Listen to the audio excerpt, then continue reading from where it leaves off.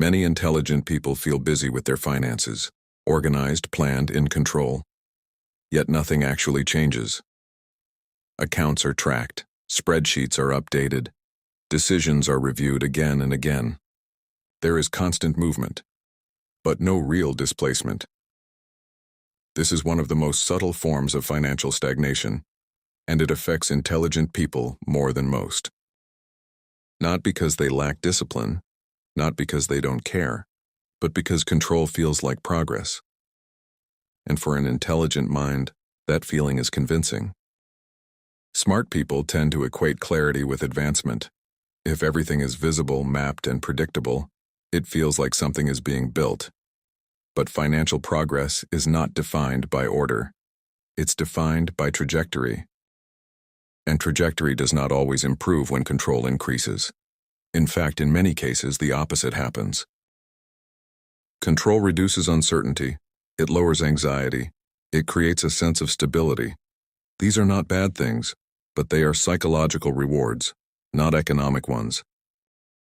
And this is where the confusion begins. Many intelligent people mistake the relief of control for evidence of financial progress. They feel safer, more composed, less exposed. So it feels like advancement. But safety and progress are not the same thing. Control manages the present. Progress reshapes the future. One keeps things from getting worse. The other allows something different to emerge. This distinction is easy to understand intellectually, but difficult to accept behaviorally. Because control is deeply attractive to the intelligent mind. It creates coherence, it creates structure, it creates the feeling of competence. And competence feels productive. Planning, organizing, reviewing, and optimizing all activate the same internal signals as progress. They reduce ambiguity. They increase predictability. They reward the mind with clarity. So the brain concludes, something is happening. But what's often happening is not forward movement, it's consolidation. The system becomes more refined but not more expansive. This is why many financially stagnant people are also extremely organized. They know exactly where everything is. They know exactly how things work. They know exactly what would need to happen for things to improve.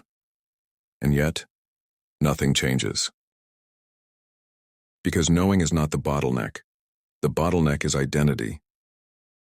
Control is rarely about money itself, it's about self-image. For many intelligent people, control is how responsibility is expressed. I'm careful.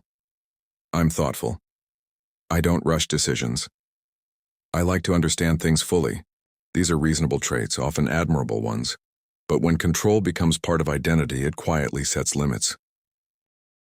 Certain actions begin to feel inappropriate.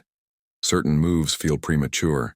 Certain risks feel irresponsible, not because they are objectively wrong, but because they conflict with who the person believes they are. So instead of acting differently, intelligence redirects itself. It plans more. It models scenarios. It refines assumptions.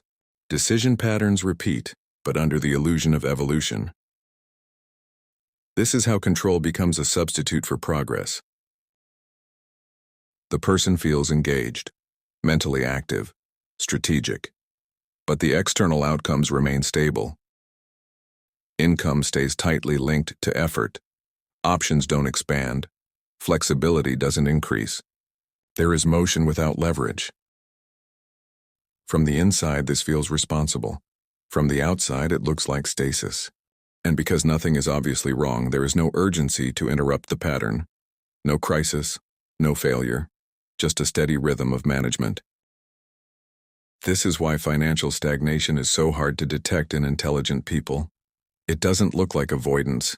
It looks like prudence. It doesn't look like fear. It looks like caution.